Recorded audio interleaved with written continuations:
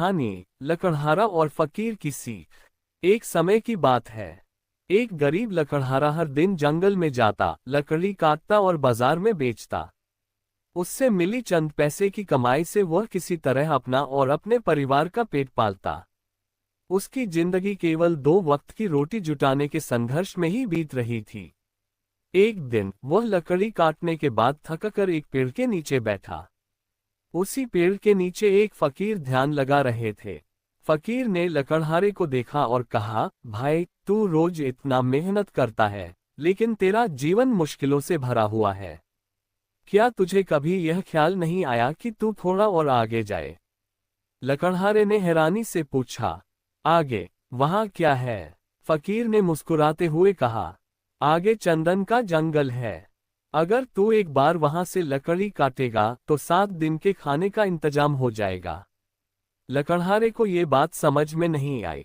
उसने सोचा, मैं तो इस जंगल को वर्षों से जानता हूं। यहाँ चंदन का जंगल कहाँ हो सकता है? लेकिन फिर उसने सोचा, फकीर की बात मानने में क्या नुकसान है, एक बार देख ही लेता हूं। अगले दिन लकड़हारा फकीर की बात मानकर आगे गया। और सच में वहां चंदन का जंगल था। उसने कुछ चंदन की लकड़ियां काटी और बाजार में बेची।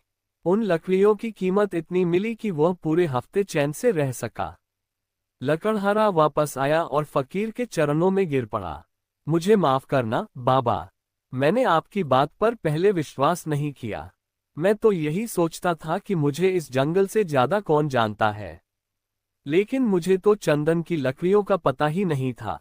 आपकी बात न मानता तो मैं यूं ही जलाने वाली लकड़ियों में अपनी जिंदगी बिता देता। फकीर ने मुस्कुराते हुए कहा, कोई बात नहीं भाई, जब जागा तभी सवेरा। अब देखना तेरी जिंदगी कितनी आसान हो जाएगी। चंदन की लकड़ियों से लकड़हारे की जिंदगी बेहतर हो गई। अब उसे रोज जंगल जाने की जरूरत नहीं पड़ती थी। एक दिन लकड़ी काटता और 7-8 दिन आराम से काटता। कुछ समय बाद फकीर ने उसे फिर बुलाया और कहा, भाई, तूने चंदन का लाभ तो लिया, लेकिन क्या तुझे कभी यह ख्याल आया कि चंदन के आगे भी कुछ हो सकता है? लकड़हारे ने सिर हिलाते हुए कहा, नहीं बाबा, मैंने तो कभी सोचा ही नहीं। क्या वहां कुछ और भी है?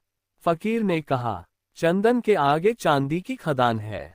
अगर तू वहां तक जाएगा तो तुझे रोज लकड़ी काटने की जरूरत ही नहीं पड़ेगी। एक बार चांदिल्ला और महीनों चैन से जी। अब लकड़हारे को फकीर की बातों पर पूरा भरोसा था। वह तुरंत चांदी की खदान की ओर भागा। और सचमुच उसे चांदी की खदान मिल गई। अब तो उसकी जिंदगी बदल गई। चांदी बेचकर उसने अच्छा पैसा कमाया और महीनों तक काम करने की जरूरत नहीं पड़ी। कुछ समय बाद फकीर ने फिर उसे बुलाया और कहा, अब तुझे चांदी से भी संतोष हो गया। क्या तुझे नहीं लगता कि चांदी के आगे कुछ और हो सकता है? लकड़हारे ने हैरानी से पूछा, क्या चांदी से आगे भी कुछ है?